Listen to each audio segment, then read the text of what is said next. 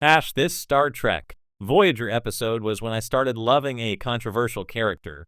Star Trek Voyager was a series full of bold ideas, often taking risks with character development that divided its fanbase.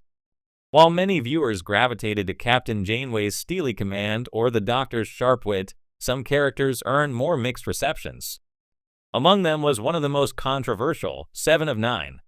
Introduced in Season 4, she instantly became a flashpoint in fandom discourse. Was she a thoughtful addition to the cast, or a blatant attempt to boost ratings with a catsuit-clad ex-Borg? For a long time, I was skeptical, cautiously interested perhaps, but not fully convinced. Then came the Season 5 episode Infinite Regress. That was the turning point. It was in that 45-minute roller coaster that I stopped seeing Seven of Nine as a gimmick and started seeing her as one of Star Trek's most complex, compelling, and courageous characters. The controversial arrival of Seven of Nine. Let's rewind a bit. When Seven of Nine, played by Jeri Ryan, first appeared in the two-part episode Scorpion, she brought with her an undeniable tension. A former Borg drone, she was assimilated at the age of 6 and had spent nearly 2 decades as part of the collective. Her introduction added intrigue and technological expertise to the crew, but it also stirred controversy, especially with fans who saw her as a network-mandated ratings magnet. She wore a tight silver catsuit that became a focal point of marketing. Many longtime viewers, myself included, wondered if Voyager was sacrificing character depth for sex appeal. Could a character introduced under such dubious circumstances ever earn legitimate narrative respect? That's why Infinite Regress was so critical. It shattered that skepticism. The premise: a fractured mind. The episode opens with an unnerving mystery. Seven begins exhibiting strange behaviors, manifesting different personalities seemingly at random. One moment, she's a Klingon warrior demanding battle. The next, she's a scared young girl crying for her parents. The crew quickly discovers that a damaged Borg vinculum, a neural processing device from a destroyed cube, has infected her mind, causing a kind of psychic multiple personality disorder through residual imprints of assimilated individuals. Already, the premise taps into some of the most emotionally potent territory in all of Star Trek: the loss of identity, the trauma of assimilation, and the haunting echoes of lives consumed by the Borg. But it's Jeri Ryan's performance that takes it to another level. She plays no fewer than a dozen different personalities throughout the episode, each distinct in tone, voice, posture, and emotion. Watching her rapidly shift from feral survivor to anxious child to violent alien is like watching a masterclass in acting. There is no trace of the hot Borg lady stereotype here, only vulnerability, pain, and a desperate fight for selfhood. The episode's true power: humanity behind the machine. What made Infinite Regress transformative for me was how it recontextualized Seven's journey. Until then, we saw her struggle to understand humor, loyalty, trust, and individuality, but in many ways, those moments felt intellectual. She was learning like a student, processing humanity through data. Here, we see the emotional core of her struggle. Each voice she channels isn't just an echo from the collective, they are fragmented victims, living trauma embedded inside her. For the first time, Seven is forced to feel what it means to be all those people the Borg consumed. It's not abstract anymore, it's personal. She becomes the vessel of their pain, fear, and rage. It's a terrifying and poignant reversal. Instead of the Borg suppressing individuality, Seven becomes overwhelmed by it.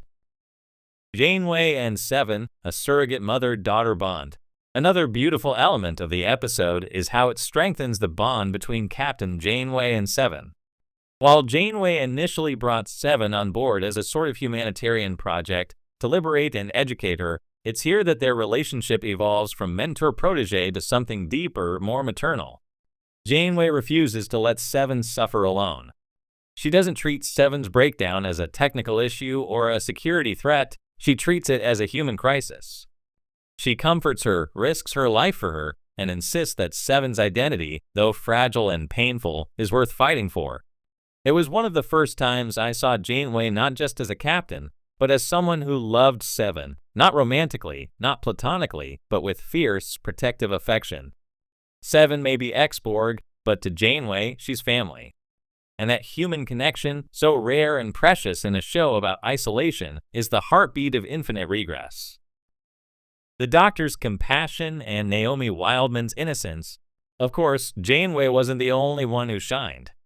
The Doctor also plays a critical role, acting as Seven's emergency emotional support. As her closest ally, he's the first to notice that something is wrong and the one most adamant about saving her. His evolving friendship with Seven, two beings not born human, but striving to understand humanity, is one of the most underrated arcs in Voyager. And then there's Naomi Wildman, the ship's resident child. A moment where Seven, overtaken by another personality, scares Naomi is heartbreaking. But Naomi doesn't abandon Seven. In fact, she later visits her, offering comfort in the simplest way, by being a child who sees her as a friend, not a threat. That moment of trust from Naomi helps Seven begin to heal. A rebirth through pain. By the end of the episode, after Tuvok assists with a mind meld to stabilize her consciousness, Seven is left shaken but whole. The vinculum is destroyed, and the voices fall silent. But Seven isn't the same, and neither was I as a viewer. For the first time, I felt Seven's pain in my bones. I understood her alienation not as a plot device, but as an inner war. She wasn't just a former drone trying to fit in. She was a haunted soul trying to forgive herself for crimes she didn't commit and reclaim pieces of a life stolen by the collective. Infinite regress made Seven real to me. Messy, broken, brave, and deserving of love. Why Seven's journey matters. Star Trek has always used science fiction to explore human themes. Identity, trauma, redemption, these are the warp drives behind its best stories. But Seven's arc may be one of its most emotionally honest. She is the ultimate symbol of post-traumatic rebirth. She didn't just leave a toxic regime, she left an entire species' way of thinking. She didn't just survive assimilation, she made the decision every day not to go back. That's powerful. That's inspiring. And Infinite Regress shows the cost of that choice. It reminded me that growth often comes through pain.